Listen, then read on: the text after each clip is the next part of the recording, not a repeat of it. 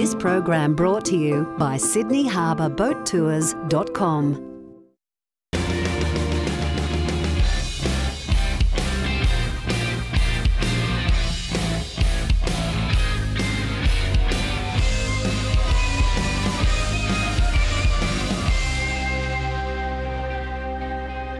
Hi, I'm James Wilkinson and welcome to Wayfarer. Coming up on tonight's show, we're taking you inside two of Europe's best boutique hotels. We're going inside one of the best champagne houses. We're going high flying on Etihad Airways and much more. Before we do that, here's this week's travel news. Sofitel Sydney Wentworth has unveiled a major makeover, with the iconic hotel now boasting better technology than some of the city's newest hotels. The 6-month revitalisation project commenced in October 2018 and has just been completed, with all 436 guest rooms and suites receiving a stylish makeover. This includes new upholstered bedheads, artworks, carpets and high-back fabric armchairs with matching ottomans. Mood lighting and soft-flowing floor-to-ceiling curtains have also been added, while on the technology front, the hotel now has IPTV including Chromecast on all guest room TVs, alongside super-fast Wi-Fi. Still on Accor, and the Pullman brand is set to make its debut in Fiji on April 19, with the launch of the Pullman Nadi Bay Resort and Spa. The multi-million-dollar resort sits directly on popular Waialoa Beach, a largely unexplored stretch of shore on Nadi Bay. Pullman Nadi Bay Resort and Spa offers 236 rooms and suites, including 36 deluxe interconnecting rooms and 4 accessible rooms, ideal for families and groups travelling on a tropical getaway. All rooms have balconies or patios and feature premium Pullman bedding, pure Fiji toiletries and high-speed Wi-Fi. There are several food and beverage options, 4 pools and plenty of activities for the kids. Still on Fiji, and Qantas has resumed services to Nadi for the first time in nearly 20 years, with a new direct flight from Sydney taking off this week in time for the April school holidays.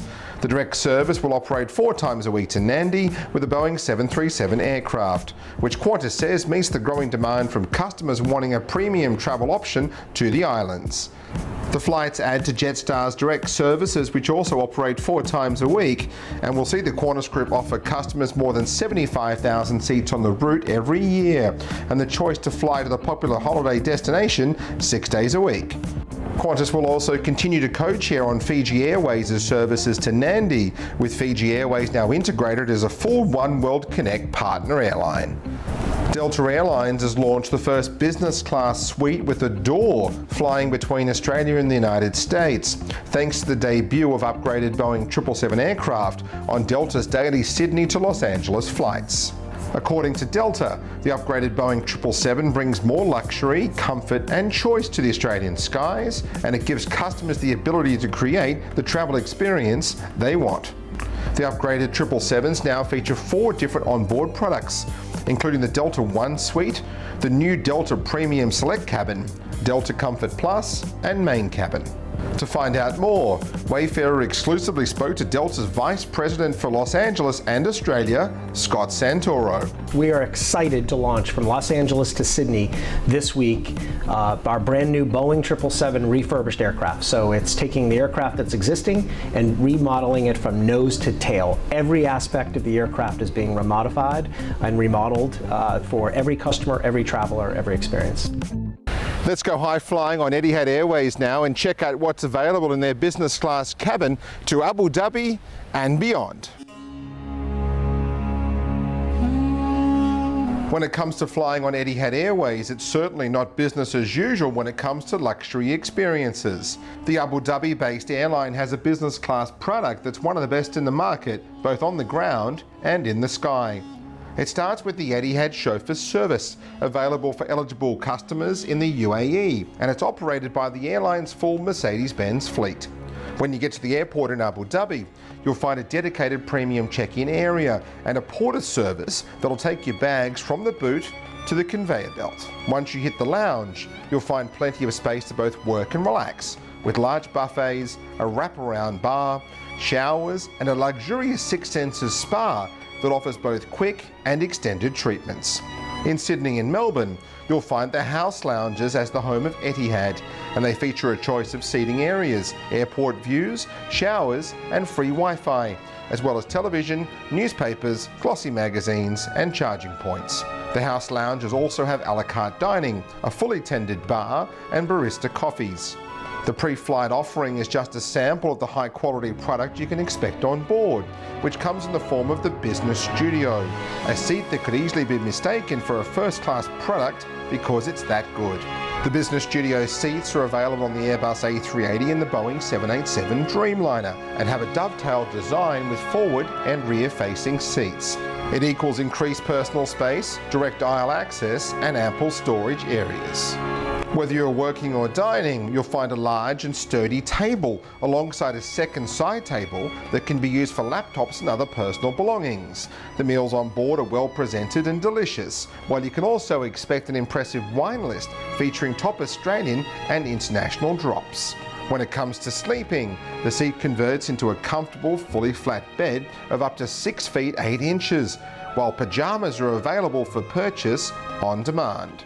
If you're flying on the A380, there's also a space called the lobby, which the airline created by taking inspiration from boutique hotels. It's an ideal place to relax and have a cocktail in, catch a football match on the widescreen TV, or get some work done on your laptop. Etihad business guests will also receive an Aqua de Palma amenity kit that we think's one of the best in the sky and is loaded up with high-quality products. On the entertainment front, you can expect hundreds of hours of content on demand available on noise-cancelling headsets, while the aircraft are all Wi-Fi enabled. The service from the cabin crew is excellent and it adds up to a world-class flying experience. To book, visit etihad.com. Coming up on Wayfarer, we're checking into two of the best boutique hotels in Europe.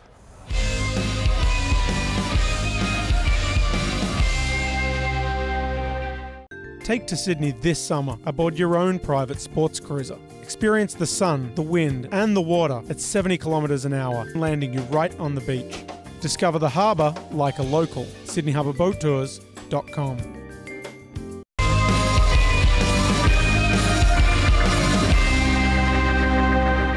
Welcome back to Wayfarer. Barcelona, where I am right now, is home to the brilliant Sir Victor Hotel. Let's check in now. Well, thanks so much for your time today. We're here at the Sir Victor in Barcelona. Tell us about this great hotel. The hotel, well, is a property of a 5-star hotel in Barcelona. It's one of the two 5 stars that we have now in the group. That is the HBC, the group from Sir Hotel, so it's a branch inside the group. And we have a hotel in Ibiza as well that is 5-star. Our hotel is the second one now coming as a 5-star hotel for Sir Victor. So Sir Victor is a property, have been here built in 2003. We have 91 rooms, about 35 suite rooms from the 91 that we have. And we are situated in the town of the city, so it's Paseo de Gracia with Diagonal, where is the area, the main area in the city for business and as well for leisure. So we have both kind of markets, so we can take the advantage of this. You know. Tell us about the Sir brand, obviously very design driven, but comfortable and practical. Yeah, so it's comfortable, practical as you say, and every hotel has his own identity, you know, so we try to keep with the locals, so we want to do it that every hotel is from the local, from the area where it is, so from the city, and that's why every city is different, but the treatment have to be the best, you know, so we want just to treat always the guest as a only one, you know, and the best one, so that's why we try always to give the best to him. And you've obviously got very good minibars in the hotels as well, great fast Wi-Fi, very important things for business travellers. Yeah, we have the minibar, we have a thing that in the rooms, we have as well, the minibar, you can choose exactly, you can do it, for example, a cocktail by yourself. If you like, if you are a cocktail fan, you can go to the room and do it your cocktail. We have plenty of different alcohols, lemon, all the things that you need to do it. And as well, we have the minibar full, so of different drinks, and a woody box, we say, so where you can choose exactly what you want to eat. You know, you have different kinds of dietetic things and special things to, you know. So, for example, we have a box with cream for the sun. For Barcelona, you need cream for the sun. So, for example, we can sell in the room. So it's like a small shop inside every room. Wonderful, and you've got a great rooftop here as well, which you could do work in during the day or go for a swim. We have I think that is the best rooftop in the city, you know, I have to tell as well, you know, but for me it's the best. So it's a rooftop that we do it some DJ sessions, for example, every night. Well, every night, no, from Tuesday until Sunday we do it during the week. And you can see, you have a very nice view of one of the main buildings in the city from Gaudí that is called Casa Milà, just in front of us. You can have a drink there, you can eat, so you can take advantage of the area. That is fantastic. And like you said, you've got a great location. What are some of your favorite things around the area here? Around the area here, you have, of course, you have here the Paseo de Gracia. That is the main street where is all the shopping area, are the main buildings of Gaudí. So you have Casa Milà, you have Casa Batlló, just 2 blocks walking. As well, you have Sagrada Familia, just 10 minutes walking from here. That is the unfinished temple. I said that in 21 will be finished, we don't know. And near here you have the other neighborhood, which is called Gracia, the Gracia neighborhood, that is where the locals live, and it's just crossing the street. And as well, Parque Güell on the top of this area, so it's all near here. So very practical. So for a first timer coming to Barcelona, what are the must-do things when you get to this city? To the city, first of all, I think is take your time, so go in this kind of rhythm that we have here in this country, you know, so it's always important. Take advantage of the sun and the weather, so the weather is fantastic. And later, try to go for a good place for food, you know, for eat. You know, we have plenty of good restaurants, good price of restaurants as well. And I think that here the people is like a foodie people, you know. So we have the tradition here in Barcelona is that people knows about food, good restaurants, go to visit different monuments during the morning maybe, go to Parque Güell definitely to have a round because it's very nice. And later in the night you have the nightlife here in this area, as well in the town of the city, so in the Gothic town, so near Catalunya Square. And of course you have to go to the area of the beach. So the beach is full of different restaurants and you can stay out having a good rice or good fish or good meat. It's obviously a great town to do a weekend in or a weekend, and this is the kind of hotel where you want to be able to relax in after you have one of those days running around the city. You mean to relax in the hotel? I think that is a nice place to stay during the week. It's a crowded city, so it's business and this, but during the weekend definitely you have plenty of things to do and you can stay here in the hotel. So I was laying up in our fantastic beds with a view of Casa Milà and enjoy the hotel. So it's a quiet hotel and with a good restaurant. We will have a very, very good restaurant here we will call Mr. Porter. So it's the best vegetarian steakhouse. That is a very, you know, but it's one of the best in the city. So you can enjoy as well here the area. It's a very exciting time for your brand then. It's really growing around Europe at the moment too, isn't it? Yeah. We have now in Europe, we have hotels in Amsterdam, we have hotels in Holland, we have in Germany, so in Vienna now, another one coming in Berlin and Barcelona, and as well Ibiza. We started 2 years ago, Sir Joan. So Sir is a name everyone has to remember. It's called Sir Victor the Hotel because it's for a writer, a woman writer who was called Victor Català. So she wrote the books with the name of a man because it was not allowed for the woman to do it books. So that's why we choose this name. So it's a very important thing in the times that we are having now. A great time. It is important to change the mind, you know. So that's why we changed this name. Over in Paris, you'll also find boutique luxury at Hotel Le Roch. Let's go inside. Thanks so much for your time today. We're here at a really beautiful little boutique hotel in the heart of Paris, aren't we? We are in the best one. So thank you for staying with us. We are Le Roch Hotel and Spa in Paris. Just actually the new kid on the block in Paris to open 3 years ago in July 2016.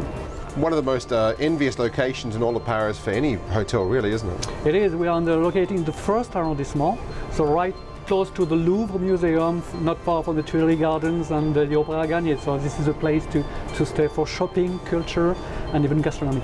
Obviously great for business travelers as well as leisure travelers, isn't it? Yes, because it's a quite nice boutique for fashion, and so everything is walking distance. So you don't need to have a taxi, you don't need to take the tube, just walk and enjoy the city. Now this time of year, Paris obviously coming into its own. It's a beautiful time to visit the city, isn't it? It is. Springtime is one of the best time to visit Paris. Yes, it is. And you've got a great little outdoor courtyard up here attached to your restaurant. Tell us about the restaurant. Yes, the restaurant. We have 46 restaurants, so we are part of Design Hotels, and the idea was to bring culinary experiences into the boutique hotel. We have a nice garden area, a patio, so you can enjoy lunch, dinners, and breakfast into these areas. And if you look at that, how important is that? You're a very small hotel, but it's important to have that food and beverage, isn't it? It is, because we're talking about experiences. So yes, you can have a nice hotel, but it's good to have a nice food, nice drinks, And we even have a pool and a spa, so you can enjoy the well-being experience. And some of the most stylish rooms, I think, anywhere in Paris in this hotel too. So the design's a huge element of this hotel, isn't it? It is. So we work with Sarah Lawrence, who's quite a great designer. She's opening a lot of boutiques in Paris, design boutiques, and design now is part of the experience as well. Yeah. So tell us about those rooms. I mean, obviously, you know, Paris is notorious for having these tiny rooms, yet you make these rooms spacious and look great. We only have 37 rooms, and the smallest one is actually 21 square meters, which is great for Paris in terms of size. And for example, we have as well five suites, including actually indulgent suites. And there's something very special from these suites is they include your own hammam. So after half a day of shopping in the Faubourg Saint-Honoré, you enjoy your own hammam with a glass of champagne. That's wonderful. Now, what are some of your favorite things in the area to do around here? Oh, just walk, as I said, just walk. You can enjoy a nice walk around to the Great Tuileries Garden, stop for a nice coffee in the Palais Royal, for example, and then just walk around, going to Place Vendôme, enjoying the boutiques and the jewelry boutiques.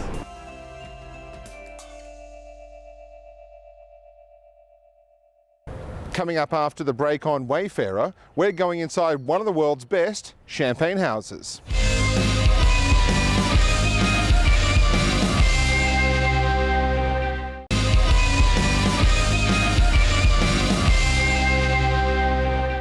Welcome back to Wayfarer. The House of Lanson produces some of the finest champagne in the world. Let's go inside now and find out what it's all about. All right, Harvey, thanks so much for your time today. We're here in the House of Lanson, one of the most special champagne houses in all of France, isn't it? Yes, we have a very long story of winemaking, and we are one of the oldest brands of champagne, founded in 1760, and we are well known to be one of the rarest brands of champagne that have always been faithful to the traditional method of winemaking, by elaborating champagne that are always very famous for their freshness. And if you look at your champagnes, there's a lot of high quality grapes go into even your entry level wines, don't they? Yes, we say that we have around 50% of Grand Cru and Premier Cru grapes that we use for black label, what is a very high percentage, since on average in champagne the surface of Grand Cru and Premier Cru represents 30% of the total area. So we are at 50%, what is a high level of Grand Cru and Premier Cru, but it is something that is coming from the story of Lanson, that have always been very well implanted in the vineyard, thanks to the story and thanks to the press houses that we have located in different villages from the Champagne area. You've got some very famous champagne houses here in this part of France. It's pretty amazing when you think about the high quality that this region produces, isn't it?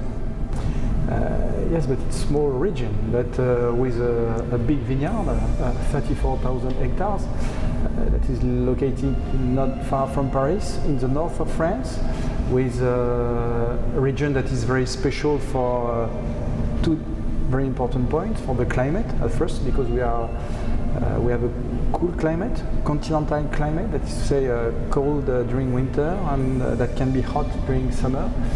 And something that is essential to understand Champagne is not only the climate but also the soil. Since in Champagne we have a chalky soil that is famous to give to our wines, Pinot Noir, Chardonnay and Meunier, the delicacy, the freshness, and wines that will be always very crispy and elegant.